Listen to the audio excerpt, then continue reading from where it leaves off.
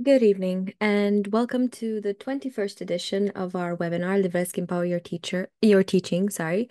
I'm really happy to be here. As usual, thank you so much if you've joined us on Zoom or if you're watching us on Facebook Live. If you're watching a recording of this, we keep getting more and more requests to send the recordings over because well, there's a bit of a time difference in our English-speaking community or international community, actually. So if you're watching a recording of this and you have any questions, please leave your comment whatever platform you're watching us on, whether it's on YouTube or on Facebook. And if you're watching us live, feel free to ask me questions at any point, either in the chat in Zoom. You can turn on your microphone as well. I hope you can hear me. Can you hear me? Think you should be able to hear me, right? Yes. Perfect. Thanks. My microphone icon wasn't moving. That's why I got worried for a little bit. Okay. So anyway, you can stop me at any point, ask questions. There's no problem. And again, if you have any questions and you're watching a recording, leave a comment and we will get back to you as soon as possible. We have a very interesting topic for tonight, and that's how to use videos. But I'd sort of like to start from the beginning because I've realized in the last few webinars, I kept hinting at the fact that we can create lessons using AI in LIVRESQ, but I haven't shown that in a while. And as I was thinking what topic to choose to create a lesson on, I thought that maybe one of the best ideas, since the Olympic Games are ongoing at the moment, is to ask the platform to help us with a lesson about the Olympic Games. And I made a little test before, but we'll start fresh.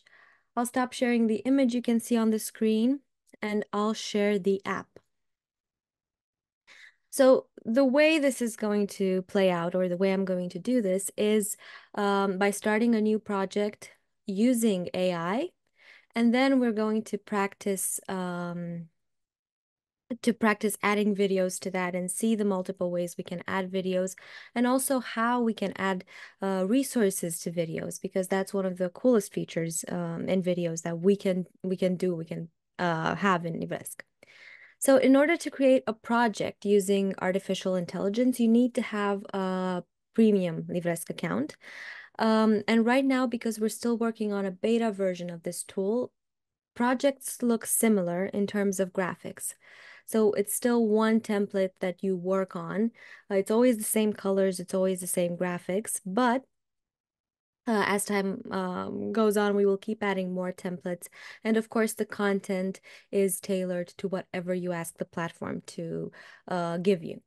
So I clicked on Create New, selected Project, and we are going to select Project AI. And here a form pops up where we can generally ask for some things that have to do with some parameters, if you will, that have to do with what I want the lesson to be about. So I want to have a lesson. I want to be able to create a lesson about the Olympic Games. I want it to last for around 15 minutes. This is the duration that our platform initially is set for, because in micro-learning, or actually in e-learning, that's considered to be the ideal duration of content where we can keep the learners engaged. The subject should be, I'm not going to go into a school subject, I'll just say culture. Let's say it's a lesson for maybe 11 or 12 years old, 12-year-olds maybe, instead of just 10. The tone is obviously happy.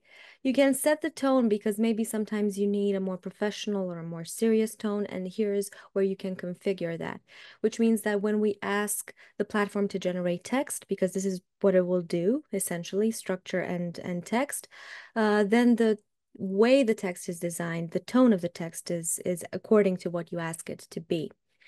The project language will keep in English. And then adding keywords is essentially asking it for a certain structure. So I'm helping define what I want the lesson to be about. So let's just say I want it to be about the history of the Olympic Games. Um, Maybe I want or the types of sports. I don't really need the article. Types of sports, some fun facts, maybe some memorable moments as well. And then the first step is generating chapters. And this is where the platform gives me an outline, a structure of what my lesson will be. I can add more chapters if I need to. I can configure, I can delete any chapters or subchapters that it has created, essentially helping it design a structure according to what I want the lesson to be. I'll just leave it like this.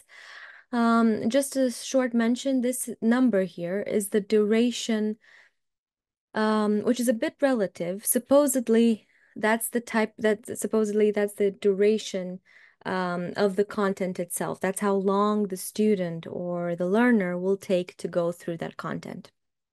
If I just leave this structure, then the final step is generating the lesson. And this can take a while. That's why I sort of have a lesson ready in the background. But we can also wait for it. You will see that it will suggest some interactive resources, some videos as well, but they don't have any content. Because if you've seen LIVRESQ before, if you've worked with LIVRESQ before, you know that all resources have predetermined, pre-filled in content that you need to change. So everything that's not text inside this lesson, quizzes, images, videos, will just be blank content where it gives you suggestions on this is where you add this or that. And essentially that's how it works. Now, I'll just open my editor again and show you what I generated before very quickly. All your projects are stored on the resource. I actually generated my project anyway. We had it there. If we wait for a few more seconds, we'll be able to see the new one. But the original that I created earlier has one section, and if we open it, we'll see that it sort of starts with an outline, again, using the same template. So if you were to go in your account and generate a lesson using AI, the visuals will be very similar, or actually they will be the same. The fact that you start with a course overview, you have two general avatars, general personal, not personal, assistants, just assistants here. The title, everything, the colors looks the same, but the content itself differs. I actually like the structure more than what it generated now. So we have an introduction to the Olympic Games, types of sports, memorable moments, conclusion and recap, and finally a course evaluation. And then when I mentioned the fact that it generates text, this is what I mean. So everything here is text that was generated using AI. Of course, as with everything generated with AI, we recommend that teachers and content creators analyze this very carefully. We are working, or we've integrated ChatGPT 4.0, so the latest version of ChatGPT in LIVRESQ. But as you know, that it still has some maybe errors, or you need to do a little bit of a fact checking for this content. You don't just take it at face value. But essentially, it's a starting point, and it definitely saved a lot of time in terms of having to create the structure from nothing, basically, and having to write all of this text and all of this content. And of course, you can edit any of the text that that the platform has generated by double-clicking the text resource. Or if you want the AI to reconfigure the text, you just select the text box, go under AI Enhancer Beta. You can ask it to generate something else, or you can rephrase it from up here. I actually need to move my windows around so that you can properly see the screen. Just a second. Now, it shouldn't be covered. You're most likely, actually 100%, because I can see the Facebook Live. You're now able to see these two functions of AI properly. So we can rephrase text, and then we can also generate text. This is the size of the text that we need in characters.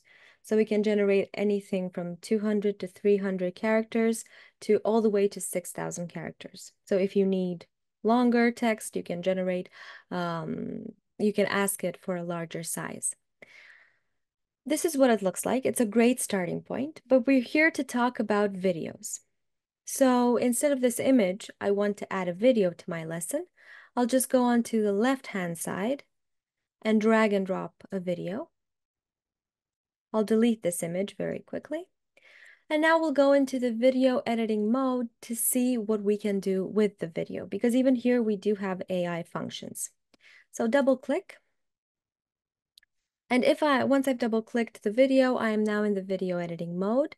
I can see always where I am. The platform tells me that I'm editing my video because I'm still in my project called the Olympic Games that the platform has just generated. I'm in section number 1 and I'm editing video 10. And the first thing I want to do, obviously, is change this video, make it into something else, because this is what I meant by pre-filled in resources. I've muted the sound, so it doesn't bother us, but this is essentially a video, a random video that it's a placeholder, essentially. So we need to change this placeholder to something else. And LIVRESQ offers us 4 options to change this placeholder. So we can either add or embed a video from YouTube or any other video sharing platform.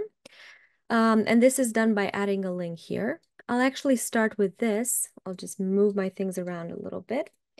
And we'll just add a random video link from our YouTube channel. Just a sec. Preferably one where I'm not featured, because that would be weird looking at myself. Just a second. It's going to be one in Romanian, but that's all right. We're not going to listen to it. We're just going to quickly embed it. So I've copied the link of the YouTube video. I'm pasting it here, and once I click apply, the video is embedded. And it is 1 hour and 23 minutes long. What's really nice to know is the fact that we can add intervals to it, which means that I don't need to download this video from YouTube, for instance, or have it inside my computer and trim it. If I want to play just a few minutes from the beginning and maybe a few minutes from the middle and another minute from the end, I can do that straight from here. So I can choose the intervals that I wanted to play. So for instance, if I go on the right-hand side under properties and I click on plus for intervals, I can select for it to be featured from minute 4 to minute 6. And now the embedded video is just 2 minutes long. If I want to add another interval, so I'll just add a few minutes from maybe 1 hour and 20 minutes to 1 hour and 21 minutes. Now my video is 3 minutes long, and this is all the learner, all the student sees inside the lesson. This is really handy because most of the times we find videos that are very long and maybe we just need a section of it. I've seen teachers write down the time code, the moment from where they need to start the video, or add a link, but then it's really complicated because maybe you need another bit from the end. So this really simplifies our lives a lot.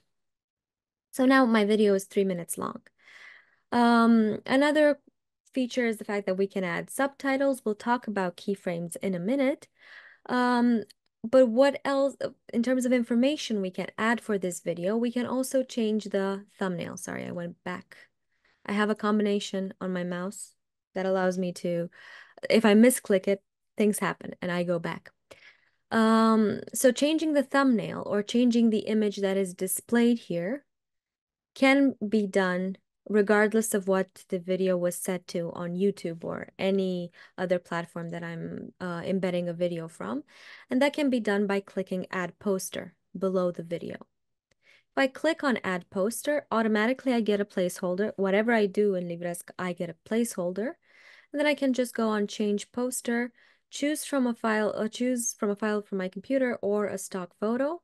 I'll use a stock photo very quickly just to demonstrate how this works. I need it a little bit larger so that it won't cover the entire screen because it's the wrong resolution. But essentially now, while the video is not playing, so inside my lesson, when the video is idle, this image will be displayed as a cover or poster, as we've called it here. And we can also add a description for the video. if I want to add, instead of a text resource below the video, I can just add a description here. This will be displayed like this. Of course, I could have done that just by adding a text resource and writing a text here. It's up to you how you want to go about this. And the help message refers to instructions that we can give the student that will appear on the bar. So right now, my video doesn't feature a top bar, a resource status bar, we call it. We can have it be shown up here. We'll need to give it a title now. And if I add a help message over here, watch the video. Then when I go into view mode, and I'll just quickly delete these assistants here so that I can scroll through the lesson quickly. When I go into view mode, if I hover my mouse over this question mark, then the help message will pop up here. So it's just essentially we don't add it to, we can add it to images and videos, but these are self-explanatory generally. But for more complicated interactive resources like galleries where maybe the student won't see the arrows, you can add it there just to make sure that if they don't know what to do, if they don't understand how that resource is interactive, then they still have some explanation of what to do. So that's the idea behind the help message. And these are essentially the main options. The fact that we can change a video, add it, embed it from somewhere else. And I've decided to start with this because this is the most common way our users use videos. You can add a description, a help message, and also a thumbnail image or a poster for your video. Intervals, again, is really, really useful. Auto rewind and autoplay. So autoplay refers to the fact that when the student or the learner gets to that point of the lesson, the video will automatically start playing. Now, I'm not a really big fan of this because I'm sure you've encountered that situation where something in your computer starts making sound and you don't know where that sound is coming from. So it can be kind of annoying to have one of your tabs start making sounds.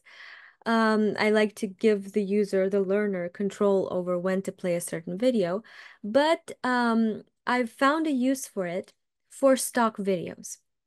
And I'm going to show you in a minute how we can do that. So I'll just add more videos in the same cell. It's not really how we recommend you do it, but I'm just doing this for the purpose of showing you the video resource. So I'll just add another video here below this one. I'll go into the edit mode, and instead of embedding a video, I'm not browsing, uploading one from my computer, I'm going to choose a stock video. And let's search for a video about sports because it's a lesson about the Olympic Games. Or maybe we have something with the Olympic Games in the stock videos. So how the stock video function works is that you can search through stock videos from two sources, Pixabay and Pexels. And you can search for different types of videos, 2D or 3D animations. You have a lot of pages of results according to what term. It doesn't really have anything to do with Olympic Games per se, so we'll just go with sports. So you can choose from a few, actually a lot of videos because we have 1,200 results just from this alone. Okay, let's choose swimming. And once you've decided on which video you want to use, similar to images, or actually in the same way, it works in the same way as it works for images. We hover the mouse over the video. We can play it here just to see what it looks like. Stock videos generally don't have sound because they're meant to be edited and integrated into longer videos, which you will be able to do. We're working on that in LIVRESQ to sort of edit and use these videos differently. But if you don't like to edit videos, if you don't want to download and edit these videos, then this is the easiest way to use them, the one that I'm going to show now. So I've decided that this is the video I want to feature in my lesson. I'll hover my mouse over the video and this button pops up on the left top corner. I'll click it, and again, I can choose the size of the video. I'll go for small just because I don't want it to take too long to load. It's still 7 megabytes, so it's still quite large. But we're just going to use it like this. And since this is a video without sound and without, it's just stock content. It doesn't have, I mean, it's just movement essentially if you don't edit it. I'll select autoplay. Auto rewind refers to the fact not that it will loop indefinitely like TikTok or Instagram Reels. It just means that it returns to the first frame. We don't allow videos to loop constantly because these lessons are SCORM compliant and they need to be featured in LMS systems and LMSs, and it wouldn't really work with counting time if you're relooping, if you're replaying a video indefinitely. So I'm just clicking autoplay. And now if I go into view mode for my entire section, once I reach that point of the lesson, my video starts playing. And again, this works with stock videos because it's just adding movement, like a GIF to your lesson. You can use a GIF as well, but that's for the image resource. Or you can add a short video and add movement. So while the learner or the student is going through content, reading through content, or maybe listening to something, they can still see something. Something is moving in the lesson. But I wouldn't overuse this because it still takes some resources, so it may take longer to load the lesson. So embedding a video, adding a stock video. By the way, if you want to download the video that we've just added, you can just click on the file title down here. So I'm in the video editing mode and there's a download button right here. And now the final way, the most spectacular way, if you will, I'm told that this is available also to free accounts, but it won't be available to free accounts for long, is the possibility to generate video using AI. And to do this, I added another video. I kind of moved faster, but if you want me to come back to any of the steps that I've just performed, do tell me and I will go back. Click again on change video and go into the last option, which is AI generated.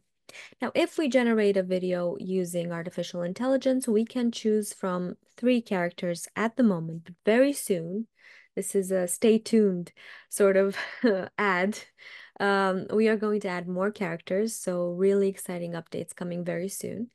You can choose from these 3 characters. You can write a text and it will essentially read that text. It's text to speech combined with lip sync. We'll do a very short demonstration. I'll just take a little bit of the text the platform has generated for my lesson. For background, we just have 2 options at the moment, but even with this video, if you do have video editing skills, a cool thing to do is to create it like this and then download it and maybe use it in a video editing app and edit further. So I'm just going to take a little bit of text in order to use for generation, and I'm going to reshare my screen because as usual, I forget to share with sound. Check this option. Okay. Now you're probably able to, I mean, I hope, yes, you are. The Facebook Live is a little bit behind, so I can see myself, but I can't hear myself, but I can see myself with a little bit of a lag.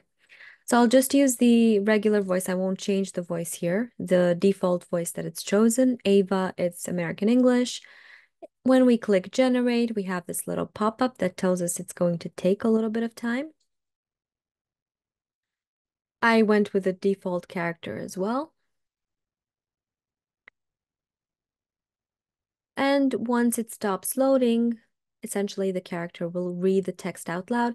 And there's also going to be lip synced. And the text is also going to be lip synced. Welcome to the world of the Olympic Games, where athletes from around the globe come together to compete in a dazzling array of sports. There we go. And I'm just going to click use if I'm satisfied with this. By the way, if you know SSML, if you want to have fun with coding text to speech, you can do that both here and with generating audio. Um, Again, so if you want to work on pronunciation and add code and know how to add code, or just ask AI to give you SSML code for um, different inflections in voice, maybe different types of pronunciation. You can use IPA if you work with that. So a lot of cool things that you can do with SSML as long as you want to play around with text to speech. You have the option. So if I click use, then the video is automatically inserted in my lesson. It's that exact same video. I can download it from here. If I return to the default, I return to the placeholder video. I don't want to do that. We also have an edit video button here, which essentially allows me to trim the video. This only works with videos that are stored inside the project. So if I embed a video from somewhere else, then I just have a link to that video. The video is stored on the YouTube servers, not on inside the lesson. If I download the file containing the lesson, then that video will still be linked. We will need internet to access that video. But for stock videos or for videos generated using AI, these are integrated and I can trim them like this or at intervals, but if I trim them using the edit feature, then I also trim the length of the file. So instead of 1.9 megabytes, it would be a little bit smaller. All right. Here is a good place where I can add subtitles, but I'm not going to show that. Essentially, we've seen 4 ways, actually 3 ways, in which we can add videos. The fourth way, just adding a video file from your computer. Under change, you have the browse button, and then you can just upload any file, any video file, MP4s actually, from your computer and feature them inside your lesson. Right. But the coolest thing that you can do, not yet. So I just see, yeah, we cannot yet change the background of the avatar. There are only 2 options. For background, it's either solid or transparent, which allows you to use the video and edit it in other apps. But we don't have any other options for background yet. The plan is to be able to maybe add a stock video to the background and sort of have it all be in LIVRESQ, which will come not as soon as other characters, but more updates will be coming to the video, to the AI video resource soon. So if I go back to my section now, and actually what I want to do is sort of get to the promised, to the most anticipated feature that I'm going to talk about tonight and that I've talked about in a previous webinar, which is adding different resources, especially quizzes. This is really popular. It's Coursera-like to videos. And in order to do that, we will use the keyframe feature, which is down here, again under properties.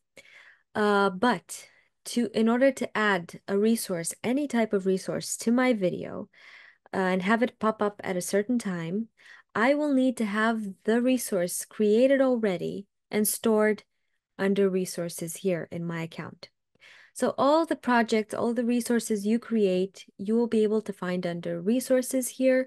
You can organize them in folders. You can add resources from here. You can delete them. You can view them. You can share them. So this is sort of like your memory, like your drive, your LIVRESQ drive. This is where all of your work takes place. Now, if I want to create a new resource, because when I clicked on create new here, I had a few options. I can also do it from here by just clicking create new. And then I get to select whether I want to create a new project, a new section, because you can create sections separately as well, or a new resource. And here I can choose from all of the resources that I can add to lessons, except for text. You cannot create a text separately. And then just click on it. I'll get back to your question in a second. I can just click on it and then it's created. So let's say I want to create a quiz. I'll click quiz. It's already here. If I double click it, I'm now editing my quiz, or I can just leave it like that. I just need to have it created. So if I want to change the background, I have two options for video generation. I have two options here. I can choose the avatar and then I can choose the background, and I can either make it solid or transparent. Two options. So avatar, background. This is all we can edit at the moment besides voice and the parameters here. Background and avatar. Okay. So going back, I know that I've created my quiz. Now, if I want to, I reopen the project. If I want to add it to my video, to any video really, I can even add it to the YouTube video. I'll just open this AI generated one. I go at keyframes. You're welcome. And here I can choose, first of all, the moment when I want my resource to pop up. This video is 9 seconds long, so I'll just maybe choose second number 2. I can see that I've inserted a keyframe because I have a little tear-like or water drop symbol that pops up here. And then the second step is choosing the resource that I want to appear at that moment of the video. And I'll just click on choose here.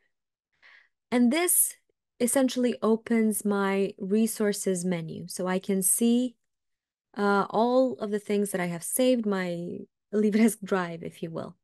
And you can see the quiz that is created here.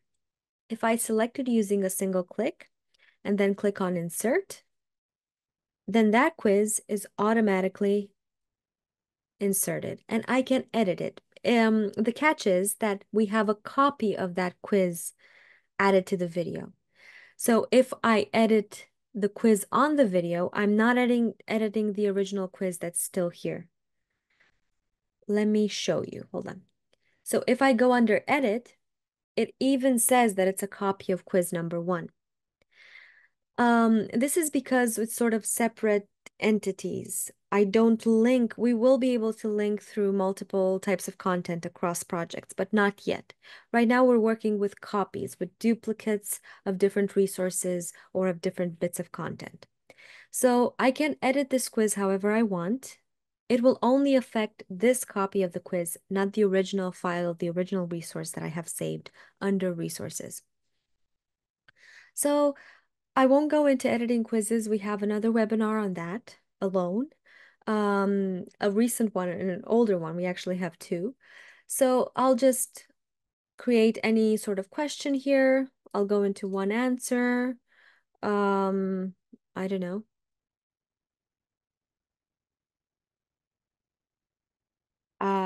Any sort of question about the Olympic Games. Does anyone have any idea?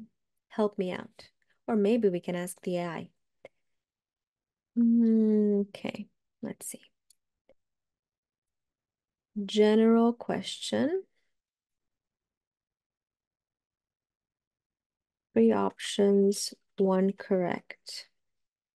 Has to be simple and about the Olympic Games. And maybe we should give it a little bit more room, around 700 characters, so that it can create. And there we go. We have a few options. I'll just copy paste and then select what I want. This is not an easy question. It's not for 12-year-olds, but I didn't ask it for that. So when you're working with AI, give it as many details as you possibly can. I'll go back to this. I'll add my question here. My options are 1896. Then we have 1900. Then we have 1924. And the first option, I hope, I haven't fact-checked this, which is a big mistake when using AI. I hope it's true. So if I go back to it doesn't allow me to go back to the video, by the way. I have to go back to the section and then reopen the video. I'll leave the purpose of the quiz on learning. The next option is show skip button, which means that if this is checked, then the learner or the student can skip the quiz and continue watching the video. If it's not checked, then the learner will have to solve the quiz before they can before they can move on.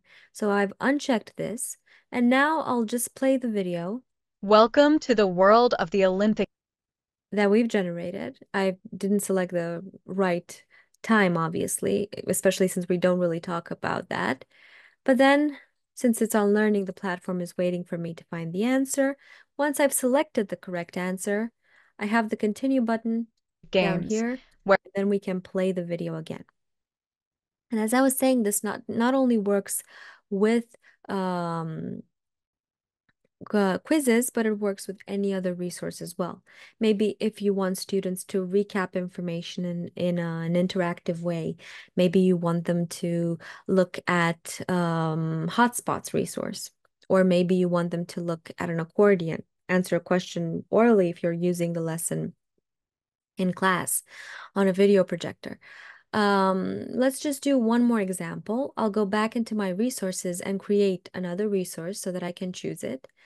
Maybe I want to have a gallery pop up, a gallery of sports, for instance. I go back inside my project. Hold on. By the way, once you click on the LIVRESQ logo up here, you are in this home screen, in this home page, and you can navigate through home pages. If you want to open the resources or to see the resources you have opened, you can always click on workshop. And now it's taken me back to that place because the gist is that you can open multiple projects or sections or resources um, at a time. I saw that you can even skip the quizzes, and that can be a good option. Yeah. So if you show the skip button, then I can just skip the welcome to quiz the world of the Olympic once it pops up instead of I clicked skip instead of answering. So it depends a lot on how you want to use the lesson. We pride ourselves that ourselves with the fact that we are very, very versatile. So we work for synchronous learning, for proper e-learning, asynchronously 100%. So it's up to you on how you want to use these materials and what you want to create, because it's also versatile in what you can create. So not only digital lessons, but maybe digital textbooks as well. So it's a lot, you have a lot of possibilities, and that's why we try to give as many options as possible. So if I want to add another keyframe, another resource that pops up, I just go and press on the blue button down here, add item. This one will have it pop up at second number 4. I click on choose, and then I'll choose my gallery, insert it. If I want to edit my gallery, I'll click on edit. I already have 3 placeholder images. I'll delete one of them, change the first 2. I'm going for swimming because we have a Romanian Olympic champion. You might know about that. So at least my Romanian friends that are here 100% know about that, but um, obviously our international friends know as well. And let's also choose this. So now I have 2 images inside my gallery.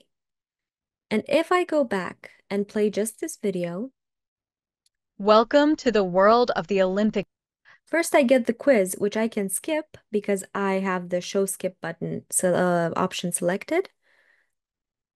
I didn't skip the quiz. Games, Then I where can move athletes on. from And I can again skip the gallery or go through the gallery. You can add a description for the gallery, maybe if you want to tell your learners or your students what to do with that gallery or why they're watching the gallery.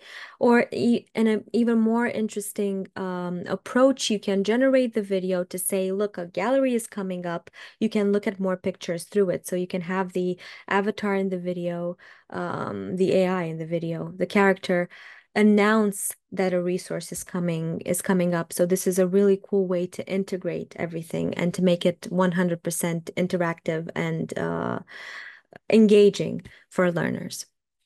And essentially, these are the main things you can do with video. Of course, it's up to you on how you want to use it and how you want to select it, because I'm back to the versatility of LIVRESQ in general and on the many things you can do with it and the many things you can use to combine. I always say the sky is the limit because essentially this is what the tool offers you. And this is the most important reason why we want to do webinars and we want to stay close to our users to sort of show some possibilities, but also to learn about their needs and about what and about their practices actually, because we learn a lot from our users as well. Now I'm just going to go to the questions that we have. So, does LIVRESQ include an app to make teaching content videos? I'm not 100% sure what the question is. So you can generate videos using AI and you can generate them on any type of content. You saw me use the text generator to generate or to using the text that was generated for the video generate that I generated to sort of transfer everything. So you can do that 100%. And the content is up to you. I've just created a lesson using AI about the Olympic Games, which means that you can create a lesson about anything really, if you're using AI or anything you're good at. So teaching content, obviously, yes, especially since I've also shown you how to embed videos from different platforms. Um, we also got a question, what interactive dots is available during lesson? And when you say dots, I think you mean these little um, water drops. I have to stop saying tears. Initially, they looked like tears to me, so they're water drops. These dots, essentially. Um, Quizzes are the most common way to use them because this is popular. This is done on other platforms as well, but we do offer the possibility for you to add any other interactive resource. But it needs to make sense, obviously, to the content that you choose. And I've shown you how to do this with a gallery.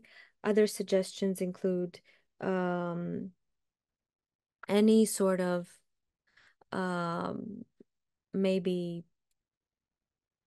hmm, tabs, accordions. Just let me open up the resources. Quizzes, matrices, applications. So the matrix is essentially a crossword puzzle that you can again add in the middle of the video, and that can be a fun way to engage with this.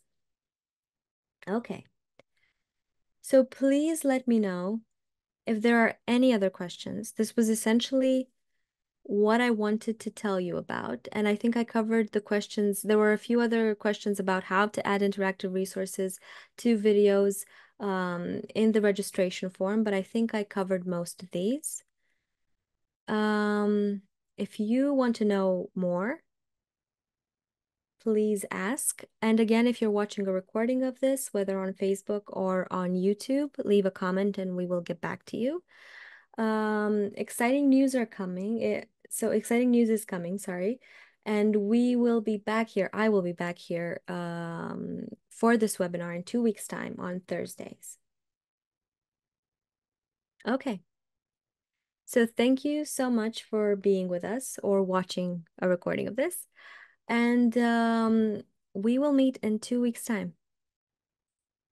See you soon.